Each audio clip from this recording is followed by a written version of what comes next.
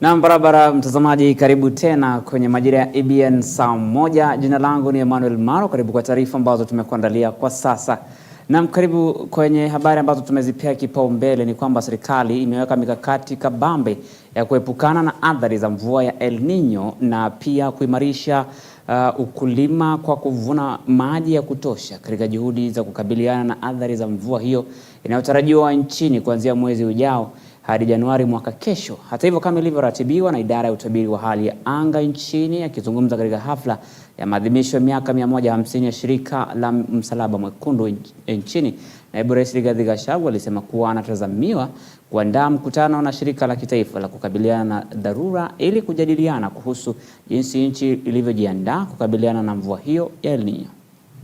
As we celebrate over 150 years of experience of the Red Cross and the Red Crescent Society, we seek to enhance our partnership, particularly in strengthening the capacity of our agencies like the National Disaster Management Authority and sister agencies across the continent.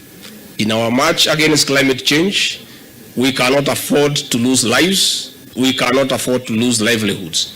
In improved technology, we have an opportunity to work together in better early warning systems of consolidated and effective action. For instance, in our country and across Africa and the world, predictions indicate that we may experience El Nino rains between September and January 2024. We invite you to work with us as we set up and implement measures to prevent possible tragedies. In that regard, next week I'll be convening the National Emergency Response Committee that I chair with all government agencies, development partners, the Red Cross, international organizations, and all other stakeholders to discuss our preparedness for the expected El Nino rains. In the long term, we are working on public-private partnership in building water harvesting structures, including dams across the country. This will help us take advantage of such large amounts of water for food production. On this note, as I conclude, I wish to thank the Red Cross and the Red Crescent Society for the millions of lives they have touched over the years. We look forward to working closely in building sustainable societies beyond disasters. And what you do is a calling for humanity. Nobody can pay you. Nobody can compensate you in a commensurate manner. Na kwingine kwa mtazamaji, tukisonga mbele, mkiwa Naibu Rais Rigathi Gachagua, Mchungaji Dorcas Rigathi ametoa wito kwa Wakenya kuwasaidia wanaokabiliana na ugonjwa wa akili ili kuwasaidia kukabiliana na hali hiyo. Akizungumza alipofungua kongamano la usimulizi kwa afya ya akili katika chuo kikuu cha Daystar huko maeneo ya Valley Road, Pastor Dorcas hata hivyo alitoa wito kwa jamii kuwakumbatia wale wanaoungua magonjwa ya kiakili. Mkurugenzi mtendaji wa Afya Afrika aliunga mkono maoni ya Mchungaji Dorcas, akiongeza kuwa afya ya akili ni jukumu la jamii. Hata hivyo, afya ya akili sio swala la kibinafsi, lakini ni jukumu la kijamii. Huku jukwaa hilo huleta pamoja wanafunzi wa vyuo vikuu, vyuo vya kadri na vyuo vya kiufundi, wataalamu na tiba miongoni mwa wadau wengine. That mental health is not a personal issue, but a societal responsibility. If one of us is not affected, I am sure we have had an experience. And as we sit here in this hall today, we are not just as individuals, but we are a force driven by compassion, by empathy, and by profound commitment to address the silent crisis that is affecting all of us in one way or the other. It could be you, it could be someone you're relating with, or it could be someone that you work with. As we look at the issues that are touching every corner of our community, they do not recognize or note age, status, or where you work. It cuts across all of us. And therefore, that is why we are here saying we need to embark on this journey of us expressing ourselves, of talking of the issues that we are going through, so that we may be able to be inspired, and most importantly, we may be united and share a vision where all of us are able to see mental health as we would see other physical health. Even a child did not understand that young man, and also in the case of the second one, if that working community or the people who are around you, the environment around you, is not understanding, is judgmental, it will drive you crazy and it will actually drive you to your grave. But I'll ask you that as families, as a communities around, we must become the supportive system to one another. Na tukisonga mbele, maafisa usalama katika kaunti ya Busia na maeneo mengine ya nchi wameagizwa kuwakandamiza vikali magenge ya wahalifu wanaowatia hofu raia wasio na hatia. Waziri wa mambo ya ndani Kithure Kindiki amesema serikali haina huruma kwa wahalifu na kuhakikishia raia usalama. Kindiki alitangaza kuwa serikali itaanzisha ujenzi wa vitengo vingi vya utawala ili kusogeza huduma karibu na wananchi maeneo hayo. Hapa Busia tumekuwa na mashida ya magenge ambao sana sana wanatumiwa na wanasiasa wakati wa siasa, na wakati hii kwa sababu siasa imeisha, hao vijana wameanza kuumiza wananchi, kupora mali ya watu, kuua watu na kusumbua wananchi.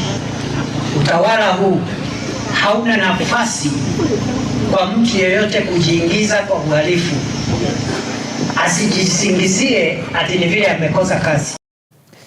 Na mtazamaji, kwingineko, gavana wa kaunti ya Mombasa Abdulswamad Sharif Nassir amepinga kubinafsisha kwa bandari ya Mombasa, huku akitaka serikali kuu kukomesha mpango huo. Nassir amesema kwamba kupitia ushirikiano wa viongozi katika kaunti ya Mombasa huko pwani watahakikisha mpango huo hautekelezwi, kwani huenda ukanufaisha wachache serikalini. Amesema ni kinaya kwa Rais William Ruto kudai kurejesha huduma za bandari ya Mombasa na baadaye kutaka kuuza baadhi ya sehemu za kuegesha meli bandarini. Nassir hata hivyo amesema mpango huo haujahusisha wananchi na viongozi kupitia vikao vya majadiliano. Hata hivyo, ili kufahamu kinachoendelea na kutoa kauli zao, Nassir ameyasema haya katika kikao cha wavuvi eneo la mji wa kale, huko usemi wake ukiungwa mkono na viongozi wa kisiasa Mombasa, wakiwemo wabunge na spika wa kaunti ya Mombasa. Mimi nilipokuwa bunge nilijulikana ya kuwa ndiye mtetezi wa mambo ya bandari isiweze kunyakuliwa. Kwa fikra yangu nikadhania ya kwa sasa nishakuwa gavana, hivi vita vitakuwa ni venye kuisha. Lakini kumbe na Mungu amenipangia yake, ananiambia sasa ndio weka gear. Let it be known, kama viongozi wa kaunti ya Mombasa tukiwa tumeshikana kwa mrengo huu ambao kwamba ni wetu sisi. Jana nimekuwa na mkutano na wabunge wa Mombasa, nimekaa na spika kwa niaba ya county assembly members. Hatuwezi kubebwa kifalafala na bandari. Ni lazima tujue feasibility gani ilofanywa kuonesha ya kwa hii bandari ya kwa leo wanataka kuibinafsisha.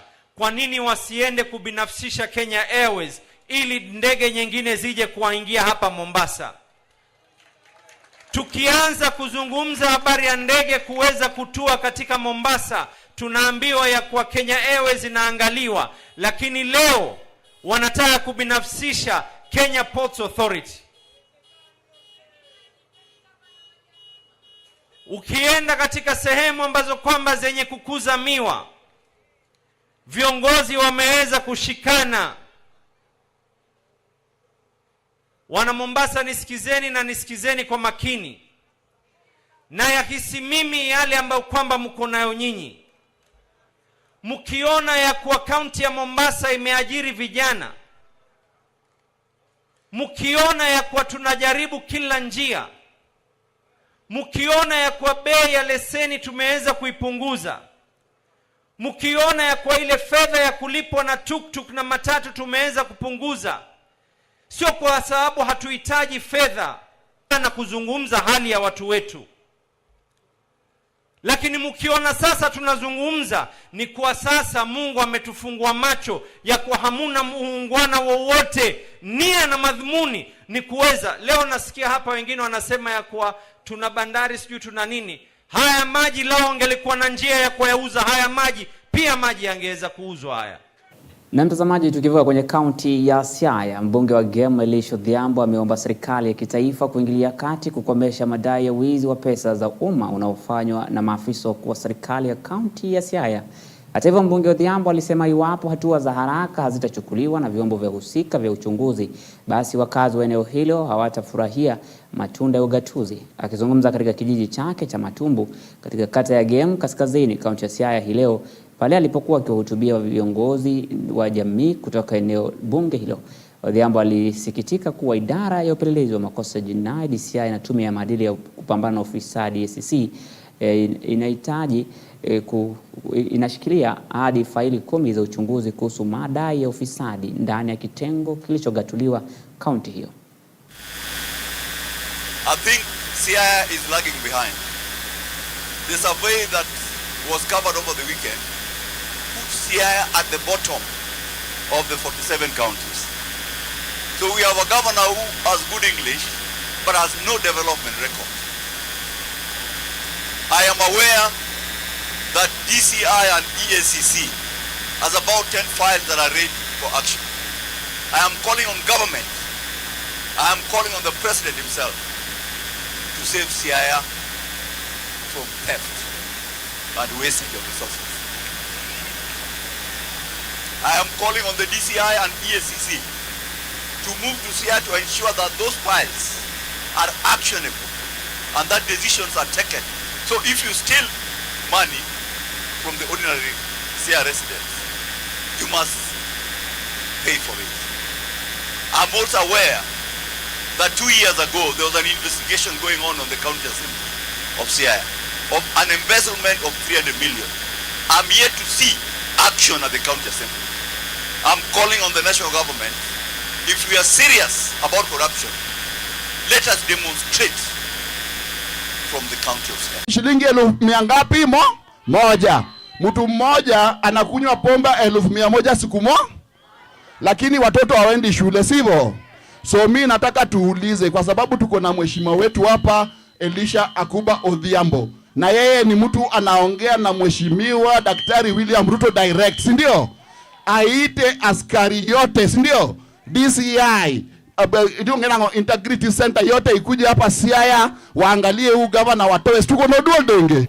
Na tukisonga mbele, viongozi wa chama cha UDA ama UDA kutoka eneo bunge la Malava katika kaunti ya Kakamega wamewakosoa vikali baadhi ya wanachama katika chama hicho ambao wamekuwa wakienda kwenye vyombo vya habari kumkosoa katibu mkuu wa chama hicho Cleophas Malala kutokana na matamshi yake ya kuvunja vyama tanzu vya Kenya Kwanza.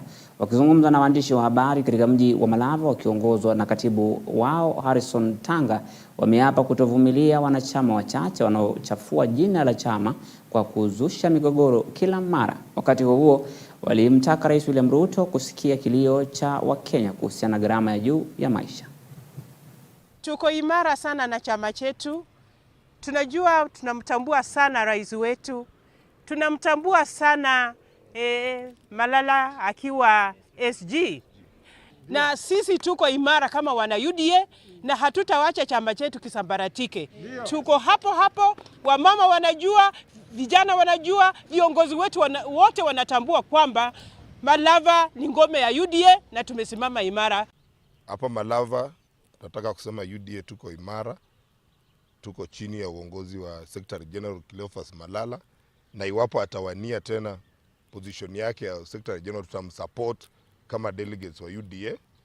Lakini hawa watu wengine wanakuja kuharibu chama na kutoanisha chama, hatutasupport hiyo. Lakini Cleophas Malala tutamsupport kama Secretary General, tunasupport uongozi wake, anaongoza chama vizuri.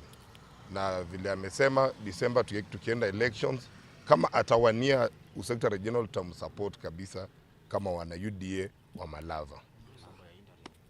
Interim team yenye tunatambua ni hii yenye iko, na hawa ndio watawania kuwa officials wa UDA Malava. Hawa ndio tunawatambua.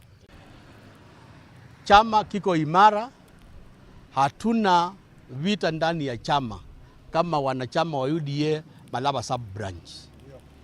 Tumepata mawasiliano kutoka kwa katibu mkuu wa chama Honorable Malala ya kwamba tutakuwa na uchaguzi mwisho wa mwaka huu wa chama cha UDA. Inafanya kazi kwa njia yoyote kuhakikisha kwamba gharama ya vyakula inarudi chini.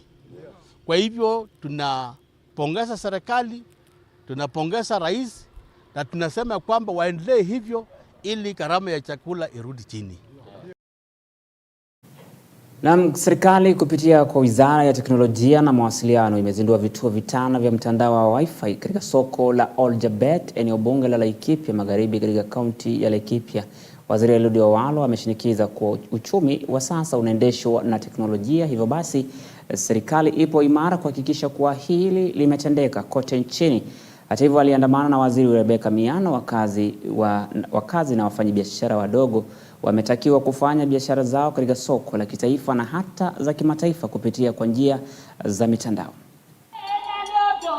Na wahakikishia ya kwamba hata tukiwa Nairobi tunaangalia maneno ya maendeleo, na mnaona hata mimi ninaanzia sana Jerusalem. Lazima tuanzie nyumbani. Mpango yetu ni kushughulikia matatizo ya mwananchi ya kawaida. Hii mradi ya mtandao itasaidia wakina mama kwa njia ya biashara. Siku hizi si lazima ukutane ana kwa ana na mnunuzi wa bidhaa yako. Unaweza piga picha, unarusha kwa mtandao, anaona, mnajadiliana kwa simu, analipa kupitia M-Pesa, unaweka kwa bodaboda, inaenda kwake. Na kwingineko mtazamaji, huku mzozo kati ya wakulima na wafugaji ukiendelea kushika kasi katika baadhi ya maeneo ya kaunti ya Laikipia, wakazi wa viongozi wa eneo hilo wameomba vyombo vya usalama kuingilia kati ili kutatua janga hilo la ukosefu wa amani baina ya wakulima na wafugaji.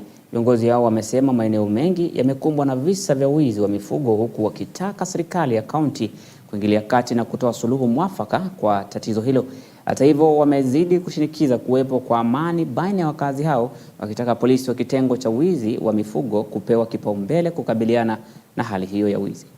Tungetaka askari wa NPR waongezwe kwa sababu ndio wanajua shida yetu, na ng'ombe wakiibiwa wao wanafuata haraka bila kuuliza maswali mengi. Unajua Mheshimiwa Waziri, sisi tukiripoti police station, tukiripotia rafiki yangu pale anaitwa Nyoike, askari wa Nyoike huwa wanatuuliza ng'ombe ni wa rangi gani ambao wameibiwa.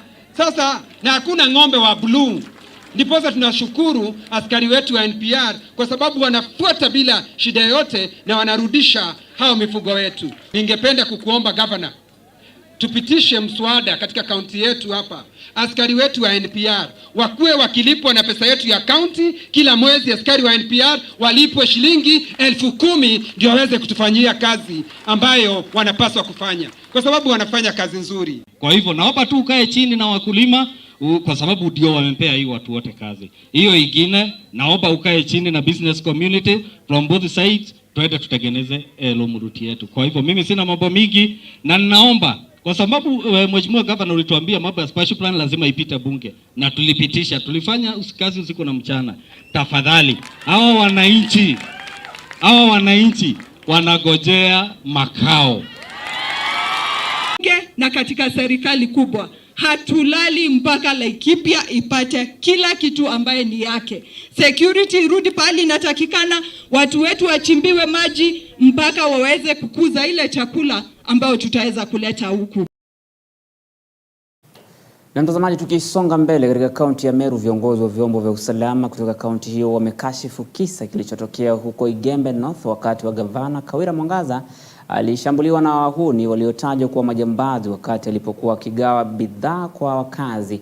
Fred Ndunga ambaye ni commissioner wa kaunti hiyo amekashifu vikali vitendo hivyo na kusema kuwa uchunguzi umeanzishwa ili kuwakamata washukiwa wa shambulio hilo. Wazee wa jamii ya Meru Njuri Ncheke pia wamesema ipo haja ya kuwaleta viongozi wa kaunti hiyo pamoja kutatua mitafaruku baina yao.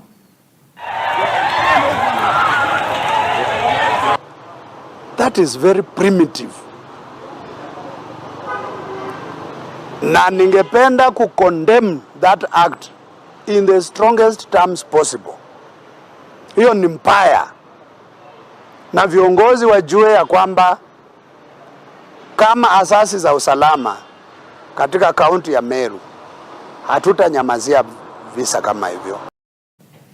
Na mtazamaji, tukisonga mbele, ya kina mama takriban 100 kutoka eneo la Sabaki katika kaunti ya Kilifi sasa wanataka serikali kuu na ile ya kaunti ya Kilifi kuwapiga jeki kwenye miradi mbalimbali yao ili waweze kujiinua kimaisha na pia kukabiliana na gharama ya juu ya maisha.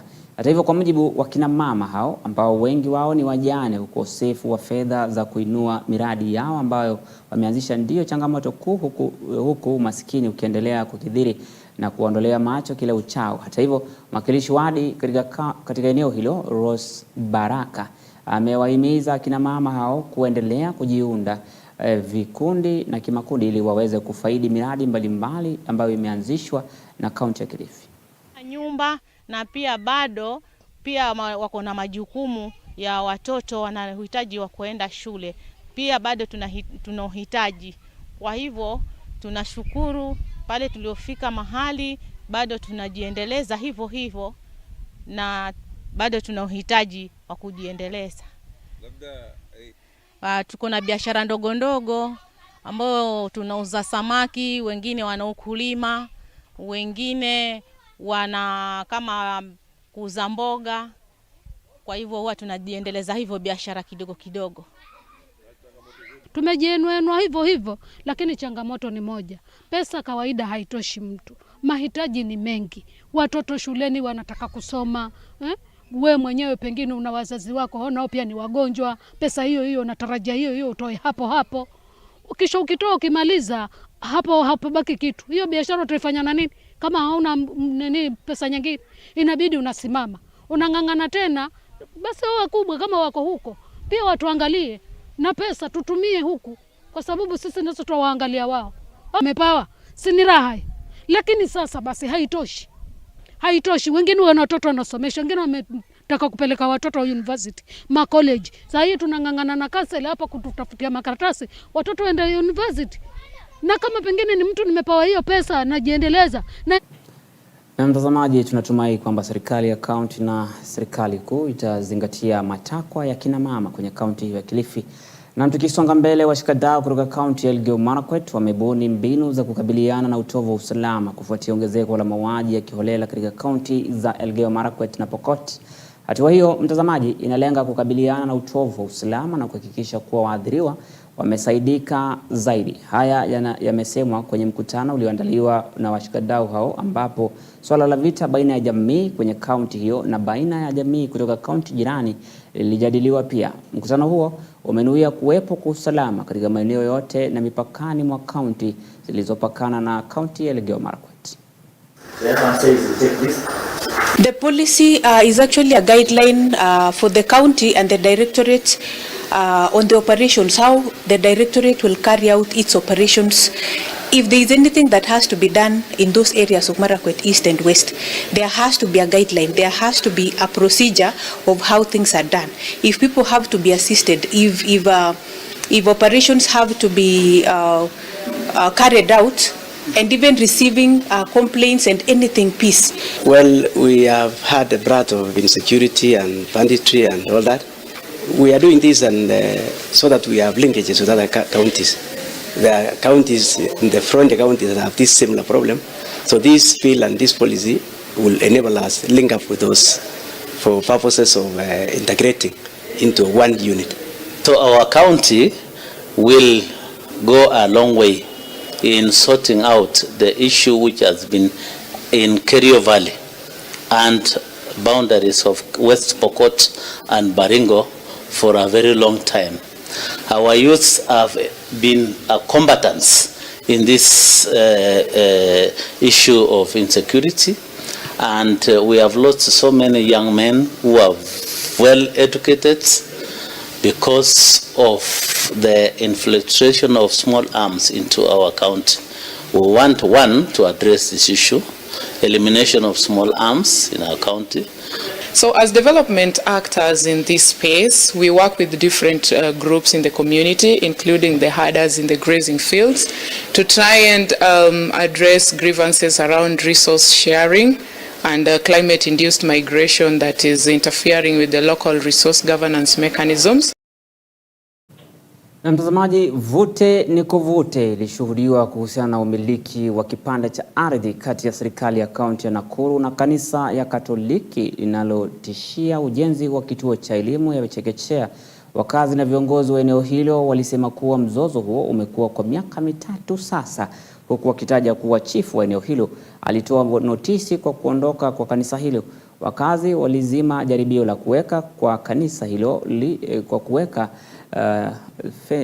fensi hilo licha ya kanisa hilo kutaja kuwa lina stakabadhi za umiliki halisi wa ardhi hiyo, wakitaka kuwa kuna haja ya kwenda mahakamani kwa mzozo wa umiliki wa ardhi licha ya wakazi ama washiriki wa kanisa hilo kuweka ua kwenye kanisa hilo. Sasa ile shida ambayo tuko nayo ni hii: unawezaje chukua land ambayo belongs to public, ambayo hiyo land ni ya county government of Nakuru, kwa sababu ECD na Damside ni devolved, alafu unatuambia ati serikali kuu imekupatia land ambayo is supposed to be managed by the county government, alafu ikapatiwa kanisa ambayo ni private ijenge nyumba private. So sisi ndiposa tunasema ya kwamba land ambayo imechukuliwa hapo irudishwe. Vile tumeona ya kwamba even the process ambayo imefanywa it is illegal. Mambo ya shamba letu ili tupeane mahali, kulikuwa wakati wote tunakutana, kunakuwa na hiyo minute inatekeleza ya kuonyesha hivyo tumesikizana. Kwa hivyo tulikuwa tunawauliza watoe hizo minute zile ziliwapatia hiyo proti. Usi? Kanisa inafaa kuwa ikiongoza ama mstari mbele kutetea haki za wanakijiji, si ndivyo?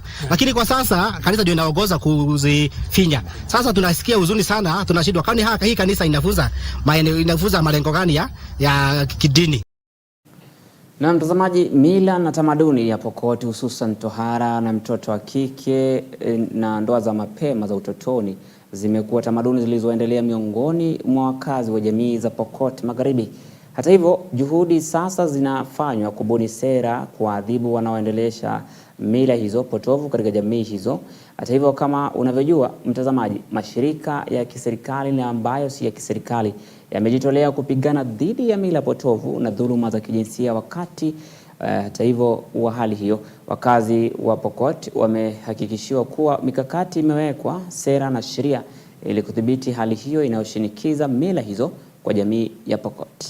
Ni mojawapo tu ya njia ambayo tunatumia kama World Vision kumaliza ukeketaji na ndoa za mapema na dhuluma zingine ambazo watoto wanapitia katika kaunti hii. Kwa hivyo tumekuwa na wazee hapa ambao wamekuja kwa wingi na kwa nguvu na wako tayari kujitolea kupinga mambo ya ukeketaji katika kaunti hii. Violence at home. Wamama wengi ya Pokot, wazee wao wanafanya mambo ya wasichana ama kupeana wasichana waoleke, mama hata akikataa wanachapwa. Lakini siku ya leo tumeambiwa mambo ya violence nyumbani imeisha, na nashukuru kwa hiyo, na sheria ambayo wamepanga ya kuwa watatafanya kesho, mambo ya violence ya kina mama kule nyumbani itatolewa sheria yake na mama atakaa katika amani katika nyumba yake. Tunahitaji kila mmoja wetu aweze kuwa mwalimu, kuhakikisha watoto wote wanalindwa katika kaunti, watoto wote wanaenda shule, ukeketaji unapigwa marufuku, na sisi wazee ambao ndio wenye mila hii wamekubali kwa sauti moja kwa watafanya kazi karibu na sisi na tuhakikishe kuwa dhulma dhidi ya wamama na watoto na dhulma yoyote katika hii jamii inawacha jamii wabaki nyuma, wataweka sheria itahakikisha zimeisha na zitakuwa tena tukiendelea. Na wakazi wa Shinyalu mtazamaji huko Ikolomani wamepata afueni baada ya kupokea huduma za matibabu wakati wa kambi ya matibabu ya bure iliyoandaliwa na mwakilishi wa wanawake ama wa kike huko Kakamega Elsie Muhanda. Akihutubia waliohudhuria kambi hiyo, Muhanda alitaka serikali ya kaunti kutenga sehemu kubwa ya bajeti ya kaunti hiyo kwa sekta ya afya ili kukabiliana na uhaba wa dawa. Pia alisisitiza haja ya vituo vya afya vya ndani kuwa na vifaa vya kutosha ili kuzuia wakazi kusafiri umbali mrefu kutafuta huduma za matibabu. Watu wangu wanataabika sana, hawapati madawa, na ndio mimi nimeleta madawa hapa mashinani, nimeleta madaktari hapa mashinani wasaidie watu wetu. Kuna watu wetu pia hata wameshikwa na funza shida ni mingi. Watu wetu wanaonelea ya kwamba badala ya kununua dawa, kwa maana pesa ni kidogo, hiyo pesa wanunue korokoro. Ndio mimi kama mama nimeanzisha hii Elsie Foundation yenye inaleta hii huduma huku mashinani. Na mimi naombelea ya kwamba county government iweke pesa mingi kwa mambo ya matibabu. Kwa maana wananchi wako hapa, wenyewe wanaumia. Wanasema wakienda hospitali hawapati madawa. Mheshimiwa mbunge wa kaunti ya Kakamega Mama Elsie Muhanda kwa kutengea hii nafasi ya siku ya leo kuleta huduma mashinani na hii medical camp ambayo saa hizi tuko na turn up kubwa sana. Wakati nimeingia hapa nimepata already idadi ya watu zaidi ya 500 wako kwa line wanataka matibabu. Hii ni kuonyesha ya kwamba kulingana na venye iko kule mashinani tuna upungufu na tuna shida na mambo na afya, na mimi naomba tukiwa chini ya county government ya Kakamega tuweke kamba kidogo ili wananchi wasiteseke. Mika mambo na uchumi. Kwa hivyo mimi kama kiongozi, mimi kama MCA wa area hii naomba serikali yetu iwe na mikakati ya kuwekeza mashinani ili wananchi wasiteseke. Na mtazamaji, taarifa hiyo inatufikisha mwisho wetu wa habari za sasa mwendo wa saa 1. Mwendo wa saa 3 tutarejelewa na habari zaidi na Cynthia Nanjala katika lugha ya King'eng'e. Nina hayo ndo tuliokuandalia kwa sasa. Mwendo wa saa 3 siende mbali. Jina langu ni Emmanuel Maro na kutakia usiku mwema.